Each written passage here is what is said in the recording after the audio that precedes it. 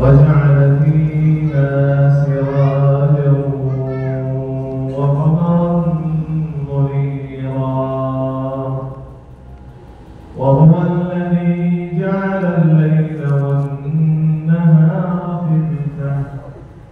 خلفة لمن أراد أن يذكر أو أراد شكورا أشهد أن لا إله إلا الله وحده لا شريك له ولي الصالحين وأشهد أن نبينا وحبيبنا ومولانا محمد صلى الله عليه وسلم وعلى آله وصحبه ومن تبعهم بإحسان إلى يوم الدين.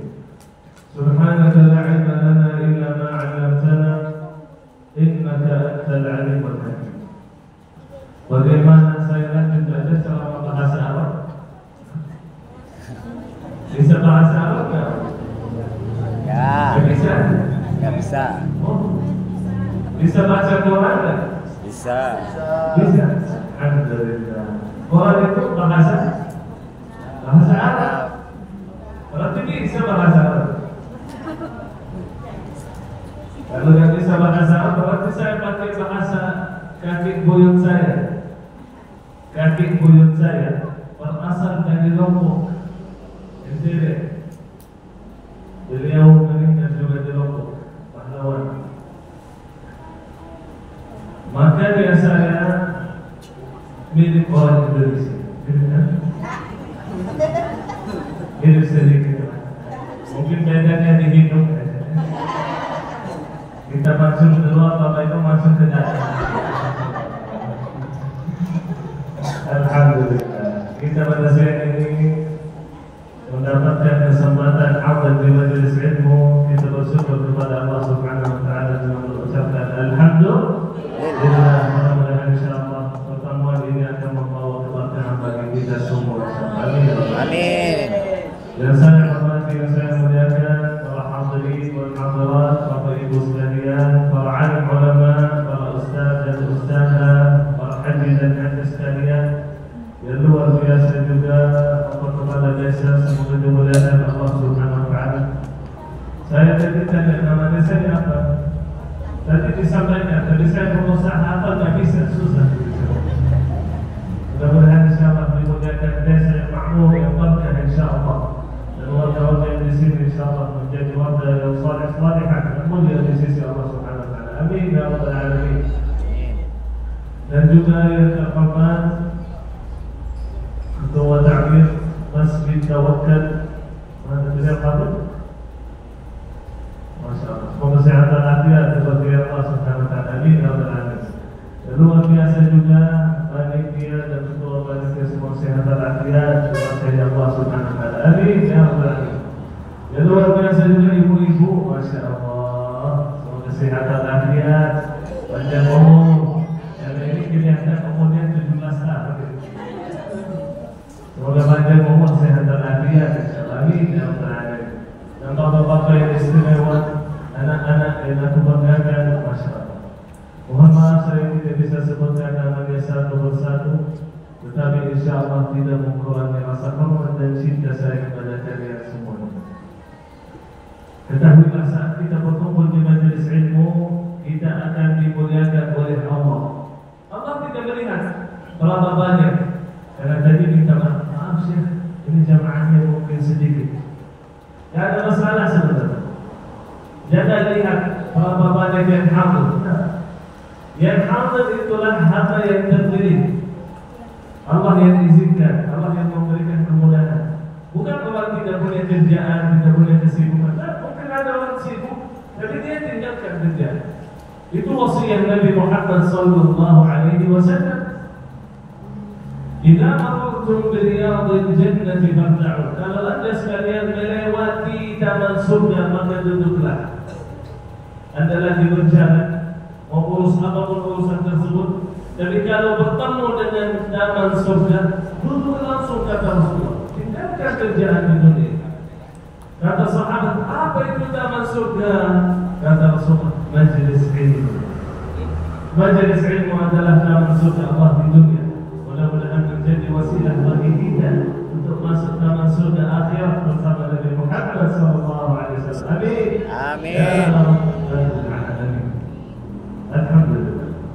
kesempatan ini yang luar biasa.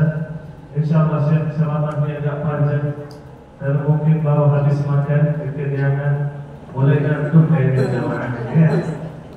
Jadi insyaallah tidak lama ceramah ya. Singkat tetapi mudah-mudahan bermanfaat bagi kita semua. Amin ya Rabbal.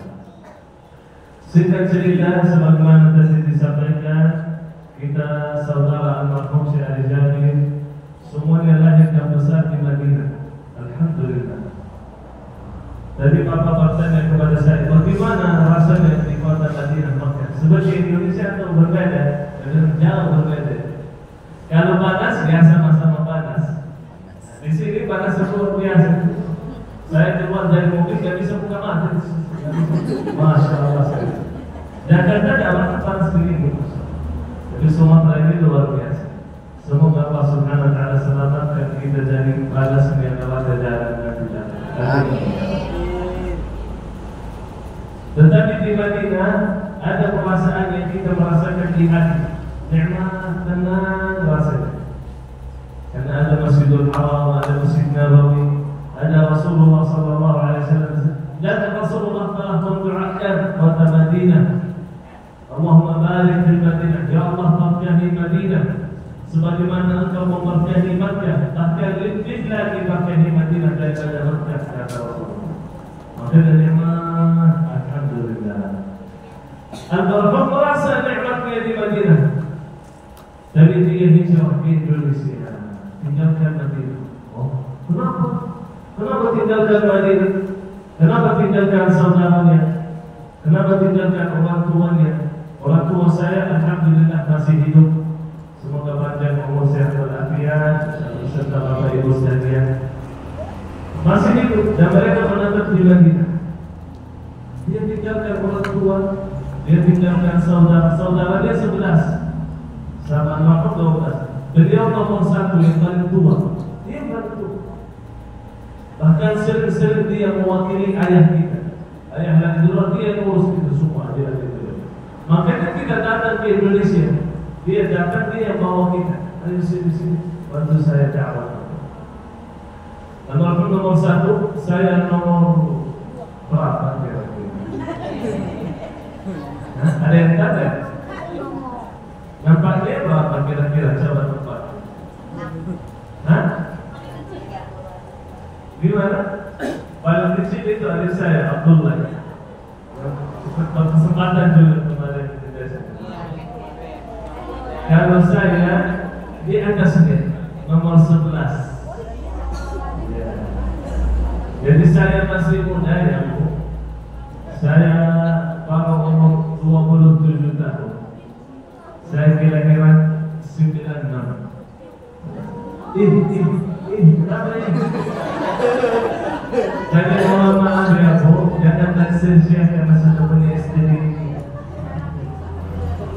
Alhamdulillah, masih muda tetapi Allah memberikan kesempatan bagi kita untuk berdakwah di jalan Allah, untuk melanjutkan cita-cita abang kita Muhammad SAW, yaitu mewujudkan 1 juta penghafal Al-Quran. Itu yang buat Syekh di Indonesia. Hanya karena ingin mewujudkan penghafal Al-Quran di Indonesia. Orang mukmin, orang yang beriman, Rasulullah SAW bersabda, "La yu'minu ahadukum hatta yuhibba li akhihi ma yuhibbu li nafsihi." Tidak ada seseorang di antara kalian akan menjadi orang mukmin sampai dia mencintai saudaranya sebagaimana mencintai dirinya sendiri. Apa yang dia suka mendapatkan, dia juga senang kalau saudaranya pun mendapatkan. Kalau lihat orang Masya Allah mungkin Masya Allah, semoga berkah, semoga saya juga dapat mungkin yang boleh aja itu. Jadi jangan bilang dia mungkin yang baik, saya miskin ada. Tidak boleh. Tidak boleh kita ini. Boleh kita ini dengan ulama. Ini Masya Allah ulama ilmunya luar biasa. Boleh saya ini dengan ilmunya. Aku ingin menjadi seperti dia. Boleh. Jadi ini dengan dunia itu. Maka kita mendoakan berkah dan kita juga ingin mendapatkan seperti dia.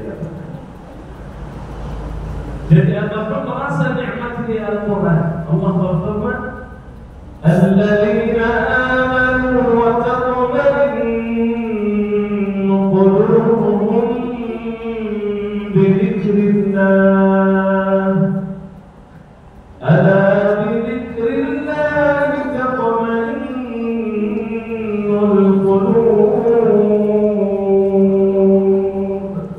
Dengan zikir Allah, orang beriman, dengan zikir Allah hatinya tenang, nikmat. Saya pernah mengajar di pesantren Al-Fahum Syariah, dan di hari satu minggu datang ibu-ibu majelis ta'lim. Kemudian kita baca Quran bersama-sama di sore hari. Ibu-ibu kalau kita baca Quran langsung ngantuk tidur. Kenapa mau tidur? Saya tenang hati dia, maka dia langsung tidur. Alhamdulillah. Ketenangan jiwa, ketenangan hati hanyalah dengan zikir Allah. Itu dawai Allah SWT. Maka orang beriman merasakan ketenangan, maka dia ingin semua orang mendapatkan ketenangan tersebut. Karena Allah juga berfirman, "Wa man a'rada 'an dzikri", orang yang jauh dari zikirku, berpaling dari zikirku, tak senang dengan Al-Quran, apa yang terjadi? Fa inna lahu ma'isyatan dhanka, akan mendapatkan kehidupan yang sempit. Jauh dari zikir Allah, wallahi kehidupan yang sempit. Walaupun orang kaya raya dari sempit di mana? Hatinya. Saya kenal sama orang kaya 12 tahun gak bisa tidur malam. Minum obat supaya tidur. Harus minum obat supaya obat tidur. Ada orang kaya bersumpah, masih muda dia datang curhat kepada saya, "Syekh, demi Allah saya merasa mati. Minta nasihat bagaimana, Syekh? Saya tidak merasa nyaman, padahal kaya raya." Saya lihat kaya. Rasulullah sallallahu alaihi wasallam bersabda, "Mathalul ladzi yadhkuru rabbah wal ladzi la yadhkuru rabbah, mathalul hayy wal mayyit." Orang-orang yang berzikir kepada Allah itu adalah orang yang hidup, dan orang-orang yang tidak berzikir kepada Allah itu adalah orang yang mati. Sudah.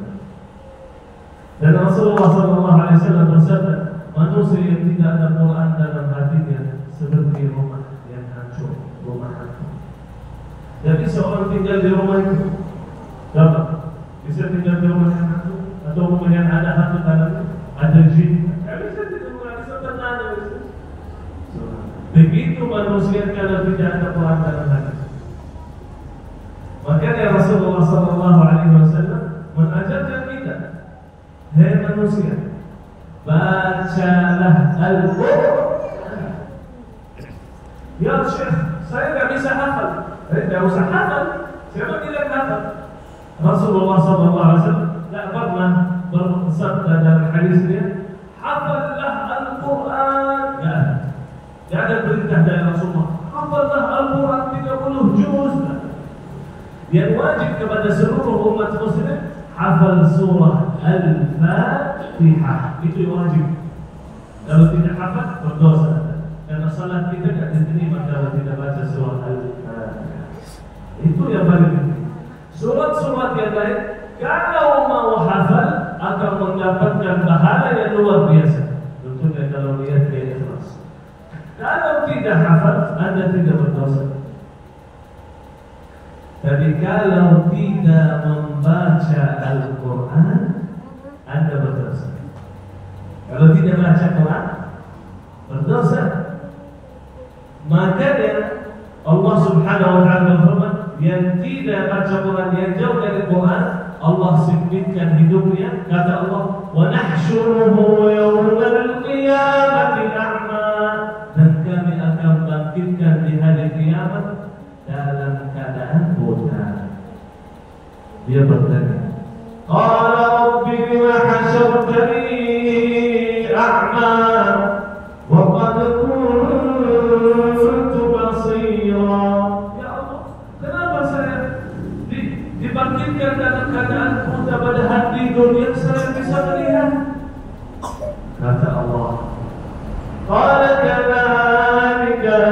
آياتنا فنسيتها وكذلك اليوم تنسى. Begitu di dunia lupa dengan Al-Quran, makanya dimudahkan oleh Allah, dilupakan oleh Allah. Allah tidak berbudi lagi sama. Tidak ada artinya di sisi sama orang itu yang jauh dari Al-Quran. Kenapa? Al-Quran itu firman Allah, kalam Allah. Allah yang mengucapkan kepada malaikat Jibril menurunkan kepada Rasulullah sallallahu alaihi wasallam. Maka kata ulama, kalau mau dengar Allah berbicara dengan kita, maka bacalah Al-Quran. Itu kalam Allah, bukan Rasulullah yang mengucapkan, bukan dari otak, dari Allah. Allah berfirman, "Lau anzalna hadzal Qur'ana 'ala jabal." Kalau kami turunkan Al-Quran di atas gunung. Ada gunung di sini, bukit-bukit. Kalau Allah turunkan Al-Quran di atas bukit, kata Allah, "La ra'aitahu khashi'an." Anda akan melihat gunung itu khusyuk. Dengan mata sendiri bisa lihat gunung itu khusyuk. Saya mau bertanya, gunung itu faham bahasa Arab? Gunung bisa berbahasa Arab? Bisa? Masa sih? Ada orang yang bisa bahasa Arab, dia berdiri di depan gunung. Gunung, assalamualaikum. Dia berada, baik. Ada orang yang berada sama gunung. Gunung itu tidak bisa berbahasa. Bahasa Arab, bahasa Indonesia, bahasa Inggris, ngerti. Tetapi gunung ngerti bahwa ini adalah kalamullah.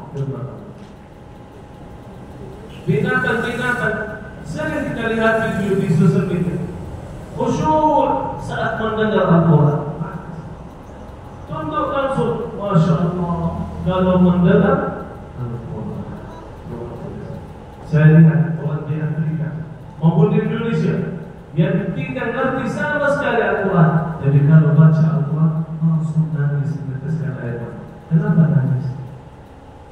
Kalau nangis, bukan. Tapi dia merasa khusyuk karena kalam Allah. Kalam Allah itu dah harus itu hafal, dah harus itu tahu artinya. Kalau sudah tahu itu dari Allah, pasti anda sudah nikmat dan khusyuk. Kalau masuk ke hati, makanya Rasulullah SAW manusia yang paling bahagia, Nabi Muhammad SAW kata sahabat, setiap hari aku lihat Rasulullah SAW, Rasulullah selalu senyum. Murah senyum Rasulullah SAW. Bahkan Rasulullah ajarkan umatnya, sering-sering senyumlah. Senyum itu adalah sadaqah. Jangan pernah meremehkan kebaikan, walau hanya anda senyum terhadap saudara. Ya, kalau ketemu saudara muslim senyum. Senyum adalah sadaqah. Banyak bapak-bapak kalau kita dengan saudara muslim tidak senyum. Saya lihat di jalan senyum, saya lihat bapak-bapak, saya senyum, dia begitu. Saya lihat kenapa ini? Karena saya senyum, masih ada dia. Coba kalau dia lihat perempuan yang cantik, langsung dari sini, supaya tertarik. Masya Allah. Alasannya apa? Senyum sedekah. Nah, sedekah kepada perempuan, kepada bapak-bapak, bersedekah. Maka diadakan oleh Nabi sering-sering kasih. Kenapa Rasulullah mampu senyum, padahal Rasulullah diusir dari rumahnya? Rasulullah tidak di kota Makkah. Kenapa keluar dari Makkah ke Madinah? Diusir. Waktu Rasulullah keluar, Rasulullah hadap Makkah, nangis, meneteskan air mata. Kata Rasulullah, wahai Makkah, engkau adalah kota yang paling aku cintai, yang paling dimuliakan oleh Allah. Kalau Quraisy tidak usir saya tidak bakal keluar. Jadi terpaksa keluar karena anak. Rasulullah anaknya berapa? Ada yang tahu? Berapa anaknya lagi? Berapa? 7 orang. 7. 4 perempuan, 3 laki. Rasulullah umur menguburkan 6 anak dari 7. Tersisa hanya 1, Siti Fatimah. Gimana perasaan seseorang saat menguburkan anaknya? Bukan 1, bukan 2, bukan 3, tapi 6 anak dia kuburkan. Gimana perasaan? Dan manusia yang paling lembut hatinya itu Nabi Muhammad sallallahu alaihi wasallam. Lembut di dalam banyak cerita. Dia sayang sama umat. Bahkan Rasulullah pernah lagi khutbah di atas mimbar khutbah Jumat, tiba-tiba masuk ke masjid cucunya Rasulullah, Hasan wal Husain. Apa yang dilakukan olehnya? Dia kuat lanjut khutbah, turun dari mimbar, langsung sampai cucunya, angkat cucunya, cium cucu. Allah lagi lanjut. Coba, hatinya itu cinta, cinta umat, cinta keluarga, cinta anak. Dari anaknya yang meninggal, Rasulullah meneteskan air mata dan kata Rasulullah, hanya kita ucapkan Inna lillahi wa inna ilaihi raji'un. Alhamdulillah. Apakah karena hadiah Nabi? Apakah karena beliau Nabi maka dia punya sholat? Lihat saudara kita di Palestina. Saya lihat ibu, salah satu ibu yang anaknya meninggal syahid. Wallahi dia tidak nangis, bahkan dia sedih. Dia bilang, terima kasih ya Allah, syukur ya Allah, terima kasih. Engkau memilih anak saya sebagai syahid. Ini kemuliaan bagi saya, kemuliaan bagi keluarga saya. Alhamdulillah, semoga anak saya memberikan syafaat kepada saya. Salah satu ibu lagi teriak, mana ada orang lebih mulia daripada saya? Di tengah jalan dia teriak. Kenapa teriak? Kenapa dia merasa diri mulia? Orang tua saya meninggal syahid, anak saya meninggal syahid, suami saya pun meninggal syahid. Saya orang termulia, keluarga saya termulia di sisi Allah. Syahid semua. Mudah-mudahan saya juga meninggal. Anak muda, kalau saya lihat umurnya sekitar 15-16 tahun. Adik dia lagi di rumah sakit, menghadapi sakratul maut. Kepalanya berdarah, badannya berdarah. Apa yang dilakukan oleh abangnya? Yang belum balik mungkin, umur baru 15 tahun. Apa yang dilakukan oleh abangnya? Tahu tak? Wallahi dia bilang, adik, ucapkan asyhadu an la ilaha illallah wa asyhadu anna Muhammadar Rasulullah. Adik dia mengucapkan, kata abangnya, angkat suara. Kuat hati dia. Anak-anak yang masih kecil saya lihat luka kakinya dan mau dijahit oleh dokter, tapi tak bisa disuntikan dan sudah habis obatan di sana. Apa yang harus dilakukan? Operasi kaki tambah dikasih obat. Gimana rasanya? Dimasukkan jarum, luar biasa. Tahu bagaimana anak itu bisa bertahan? Ada semua disusah itu.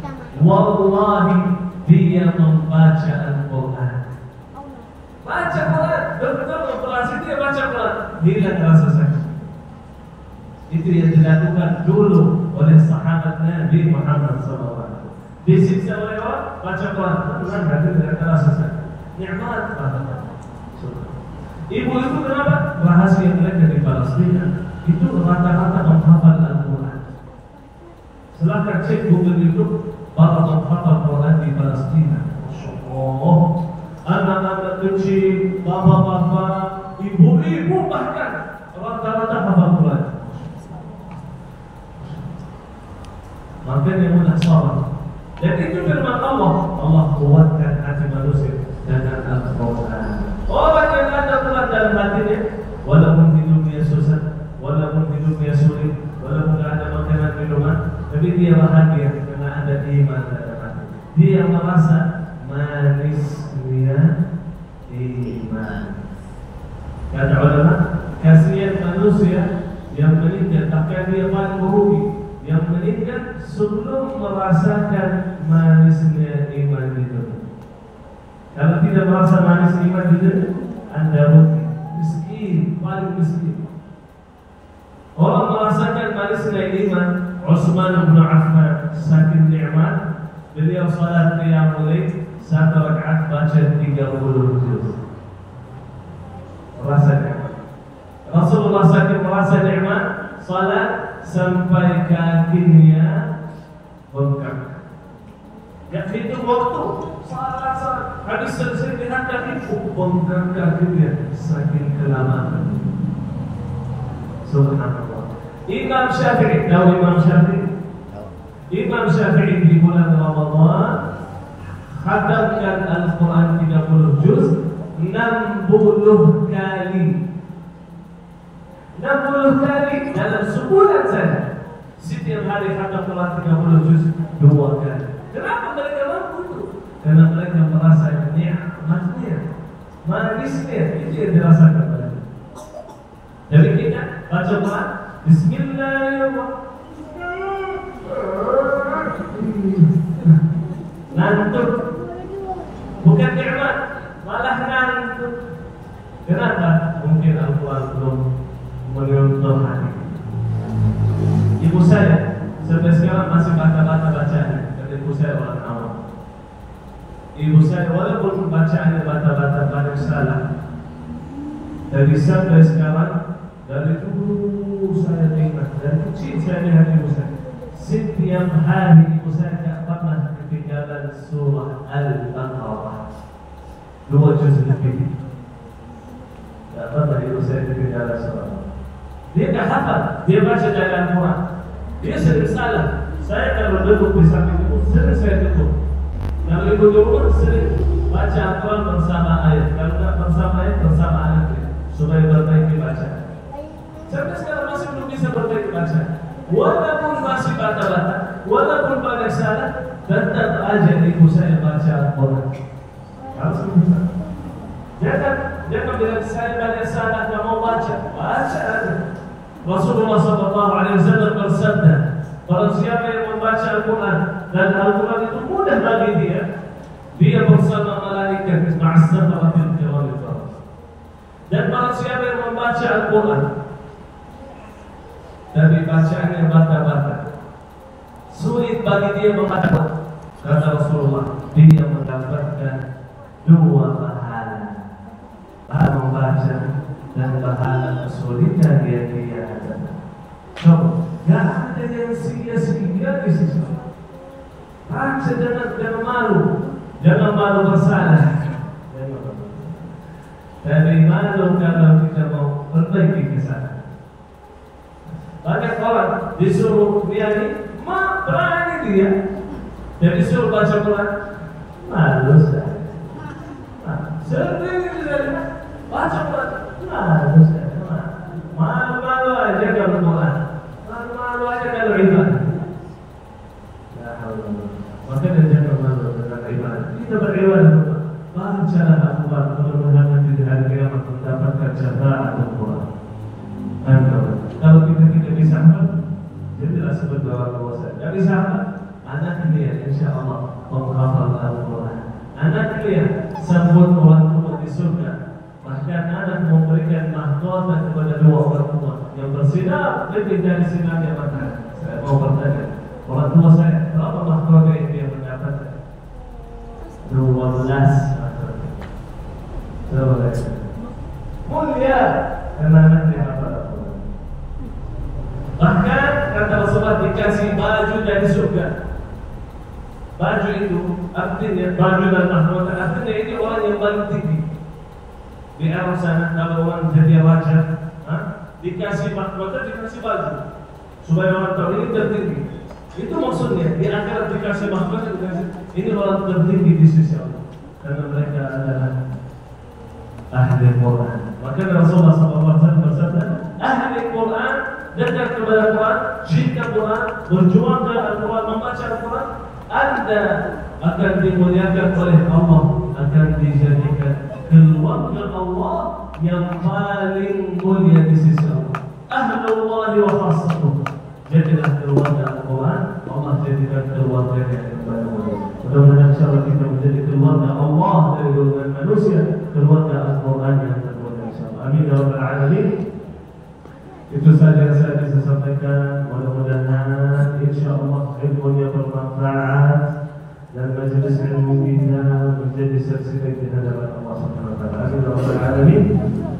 Sebelum kita tutup, mungkin kita investasi akhirat. Kalau punya kelebihan harta, kita infakkan di jalan Allah agar Allah memberkahi harta kita. Karena tidak akan berkurang harta kalau bersedekah. Bahkan bertambah. Sedekah itu membawa keberkahan kepada harta. Maka sahabat itu tidak pernah fikir kalau sedekah. Almarhum kakak saya sehari-hari kata beliau, seumur hidup saya tidak pernah bayar zakat. Zakat itu rukun Islam. Kalau tidak bayar zakat saya tidak pernah simpan harta. Tidak pernah simpan. Selalu diinfakkan di jalan Allah. Karena dia tahu kalau infak Allah menggantikan, atau infak Allah menggantikan di dunia dan Allah membalas juga di akhirat. Mudah-mudahan insyaallah dibalas oleh Allah Subhanahu. Kemampuan kita masing-masing. Mudah-mudahan insyaallah berdapat itu. Amin ya rabbal alamin. Mohon maaf kalau ada salah atau ada kekurangan atau ada kelebihan atau kata-kata yang kurang sopan, mohon dimaafkan. Yang benar dari Allah Subhanahu wa taala, yang salah dari diri saya sendiri dan dari siapa. Billahi taufiq wa hidayah. Subhanallah wa bihamdihi, asyhadu an la ilaha illa anta, astaghfiruka wa atubu ilaik. Assalamualaikum warahmatullahi wabarakatuh. Waalaikumsalam warahmatullahi wabarakatuh.